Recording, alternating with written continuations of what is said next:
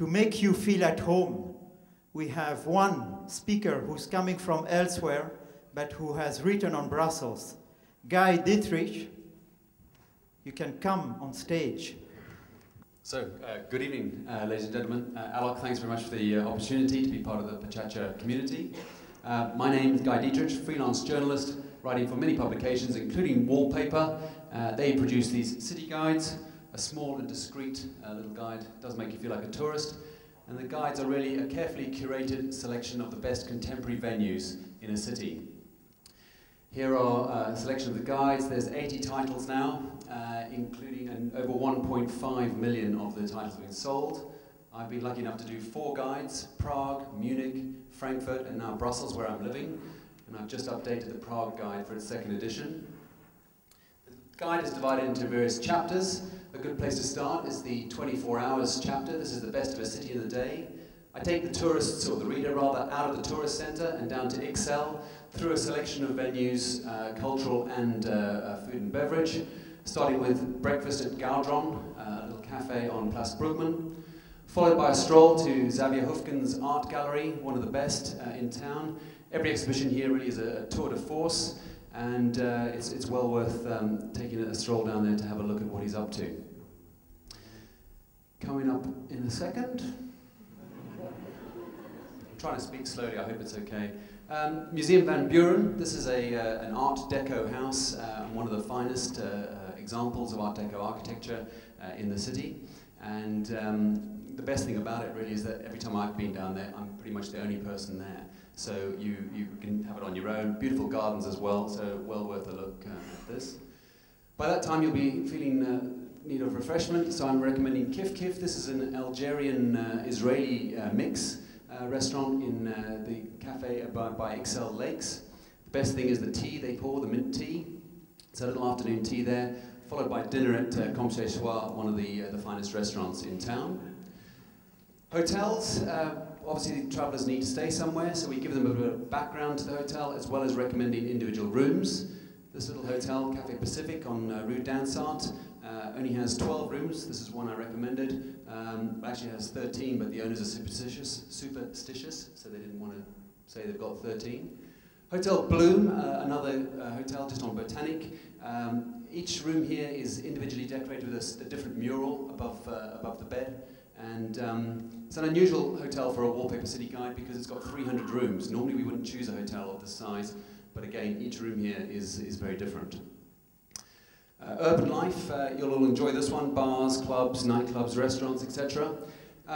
In the introduction on the left-hand side, you'll see a number of references to perhaps venues that don't shoot that well. Images aren't good enough. For Wallpaper, that's very important. So a couple of references there to places that have good food but just don't look very good. Here are 2 that are I think, very typical. Larky Duke, I'm sure many of you know, a bit touristy really for Wallpaper. However, Chez Maud de Lambic on the right-hand side, if you get a chance to go to this little pub near the Saint-Gilles Town Hall, you might see Jean-Philippe in his Hawaiian t-shirts, or indeed try the little cellar bar they've got with all their specialities. Bonsoir Clara, this really is a celebration of Fred Nicolai, a designer very strong in the bar-restaurant scene here in Brussels. We featured 2 of his other venues in the guide, including Wolvers on Rue d'Ansart and Bar de Matin up on Place Albert. Each guide we get the views of an insider. They are someone a Brusselsoise as opposed to someone who's only lived here 2 or 3 years like myself. Here Céline Péchaud is very much part of the audience, the readership. She's a lifestyle editor for some magazines here in Brussels, and she gives a recommendation of the venues that she would suggest. Architour, very strong for Wallpaper, as you can imagine. And it's difficult to sort of summarize the history of the architecture of a city in 2 or 3 paragraphs, but I say it's one of fractured dreams. On the right is the CBR building. This is a concrete company. It sounds awful, but actually it's a fabulous building both day and night. Here we have Le Brigantines, and you'll see the replica in Corten steel, this rusting hulk. It's a replica of the 17th century chapel on the right-hand side. Very appropriate for the fairly edgy Marolles district. And it's a dance studio, and part of really the revitalization of the cultural centers in Brussels. We couldn't miss Renaud Brahm. Some of the students will recognize the BUB building on the left-hand side. I like it very, very much. It's free to enter, just wander around the corridors, fantastic artwork.